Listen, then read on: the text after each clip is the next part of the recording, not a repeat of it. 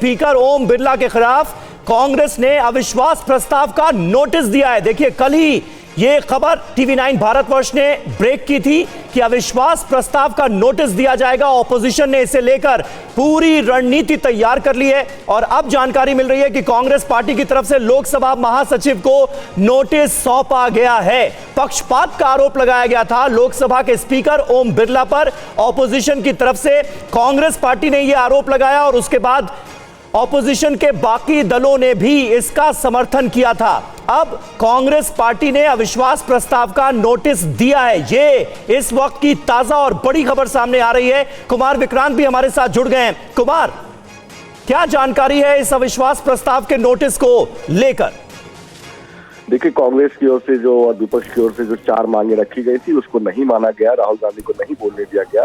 इसके बाद कांग्रेस और विपक्ष ने तय किया कि वो जो अविश्वास प्रस्ताव है वो सेक्रेटरी जनरल लोकसभा को सौंपेंगे और तकरीबन 1 बजे के सुरेश और मोहम्मद जावेद जो कांग्रेस के सांसद हैं वो लोकसभा सेक्रेटरी के कमरे में गए, सेक्रेटरी जनरल के चैम्बर में, और वहां पर 1:14 पर जो इस रूल है 1994C रूल के तहत उन्होंने ये लोकसभा महासचिव को जो अविश्वास प्रस्ताव है वो सौंप दिया। इसमें तकरीबन 118 सांसद साइन किए हुए हैं।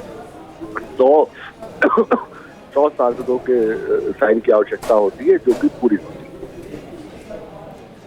एक बड़ा सवाल विक्रांत अभी तक यही था कि अविश्वास प्रस्ताव को लेकर क्या सभी का समर्थन हासिल है, और दूसरी तरफ अब एक और बड़ी खबर जो हम इस वक्त दिखा रहे हैं कि 2 बजे सदन के चलने की संभावना, क्योंकि विपक्ष अभी तक यही कह रहा था कि जब तक राहुल गांधी को नहीं बोलने दिया जाएगा तब तक कोई भी नहीं बोलेगा।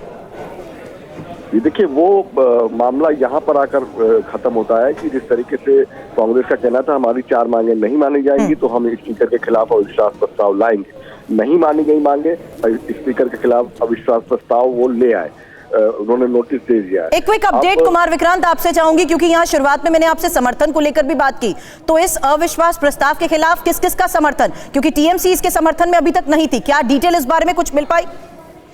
देखिए, टीएमसी की जहां तक बात है वो कांग्रेस और टीएमसी की आपसी तनातनी है। कौन आगे है, कौन लीड कर रहा है, इसको लेकर विवाद है, क्योंकि टीएमसी की ओर से ये कहा गया कि हम इस पर विचार करेंगे, साइन करना है कि नहीं करना है। फाइनली उन्होंने साइन नहीं किए, लेकिन उनकी तरफ से ये बताया गया टीएमसी सूत्रों की तरफ से। ठीक है, एक और क्लैरिटी विक्रांत, कितने सांसदों के सिग्नेचर है इसमें? 118 सांसदों के साइन है और टीएमसी की ओर से ये बताया गया कि जब हम मुख्य चुनाव आयुक्त के खिलाफ अविश्वास प्रस्ताव लाने की बात कर रहे थे तब कांग्रेस ने बहुत दिखाई थी। जब कांग्रेस ने हमारा साथ नहीं दिया था तो हम क्यों साथ दें? तो ये आपसी सियासत की तनातनी है, बंगाल में चुनाव है। ठीक है, टीएमसी और कांग्रेस में एक अलग ही तरह की तनातनी नजर आ रही है। आनंद प्रकाश पांडे भी हमारे संवाददाता इस वक्त हमारे साथ मौजूद हैं। आनंद, थोड़ी विरोधाभासी खबरें हैं। एक तरफ जो ऑपोजिशन के सांसद हैं उनकी मीटिंग हुई किरेन रिजिजू के साथ, कहा गया कि गतिरोध को खत्म कर लिया गया है। दूसरी तरफ अविश्वास प्रस्ताव का ये नोटिस, सरकार की क्या तैयारी है ताकि सदन सुचारू रूप से चले? देखिए, सरकार ने साफ कह दिया था आज जब मीटिंग हुई कुछ देर पहले उसमें कि अगर आप लोग चर्चा में हिस्सा नहीं लेते, व्यवधान उत्पन्न करते हैं तो सरकार रुकेगी नहीं। सरकार जो है अपना जो बिजनेस कंप्लीट करेगी, नहीं कामकाज को 2 बजे चलाया जाएगा। तो ऐसे में कांग्रेस के ऊपर भी दबाव था, क्योंकि टीएमसी जो है एक इंडिया ब्लॉक की मुख्य घटक दल है। तो ऐसे में टीएमसी ये चाहती थी कि सदन में अपोजिशन पार्टिसिपेट करे, क्योंकि पश्चिम बंगाल में चुनाव होने और टीएमसी चाहती थी कई मुद्दे ऐसे हैं जो सदन में उठाना चाहती है। तो ऐसे में उसको लगा कि व्यवधान ज्यादा लंबा चलेगा तो सदन जो इसी हफ्ते पहला पार्ट जो बजट सत्र का खत्म हो रहा है तो उसके बाद फिर एक लंबा गैप है।